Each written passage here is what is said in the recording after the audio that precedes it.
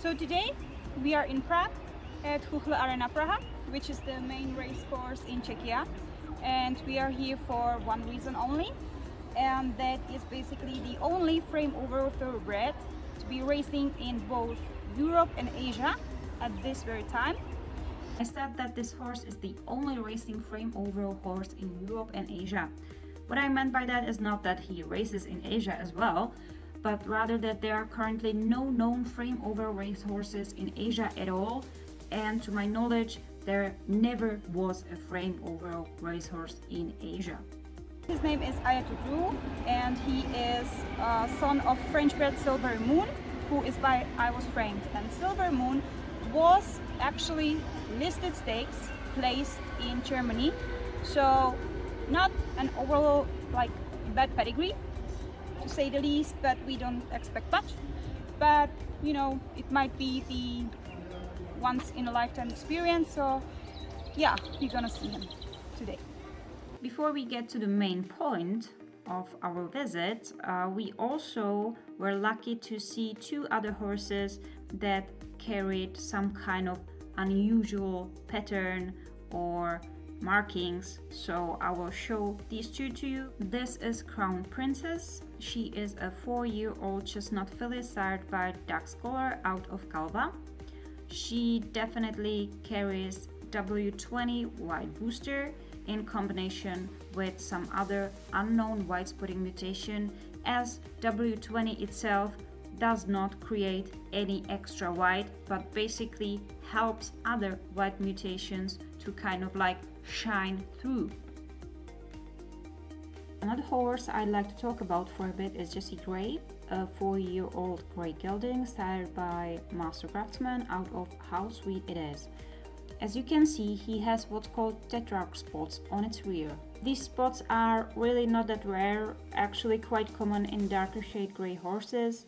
What I feel like needs to be heard that despite 99% of grey horses today being related to the tetrarch spots are not hereditary. They are quite random, and the tetrarch was definitely not the founder or the first horse to have them, but he was so popular that they somehow got the name after him. Although frame overo is often labeled as a New World mutation, which is understandable since it was first isolated and tested in North America, its actual origins most likely trace back to colonial horses. That means Iberian horses and other European breeds that were imported to the America during colonization. I actually think that it may have been present all along from the very beginning of the breed, but strongly selected against. And if it ever did appear visibly, it was probably only in its minimal form. As we know, horses with minimal frame over expression do not necessarily show loud or obvious markings, so the pattern could easily go unnoticed in pedigrees. My impression is that this type of markings simply was not desirable back in those days. And also the real risk that is associated with the frame over mutation comes when breeding two frame over horses together. In that case, there is a 25% chance that the foal will suffer from what is known as little white syndrome. Basically, it affects the gastrointestinal system of the foal, preventing it from functioning properly. As a result, the foal will usually die within a few hours after birth or will need to be euthanized. So please, be cautious and always test your horses for the frame over gene, especially in breeds known to carry the pattern. Frame overo is not always visibly expressed.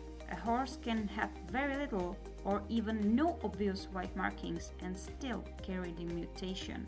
That's why genetic testing is so important. And now for the best part of the day. This horse had 5 starts before today's race, and in one of them he did not even finish.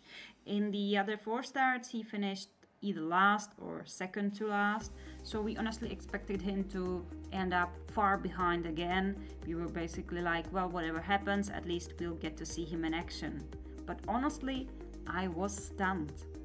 Even though this was a low-grade race, basically a maiden level race in terms of quality, he finished second and he finished strong. Most importantly, he is sound, and it seems like he may have finally started figuring racing out a little bit and maybe even enjoying it. So we are definitely looking forward to seeing him again sometime in the future.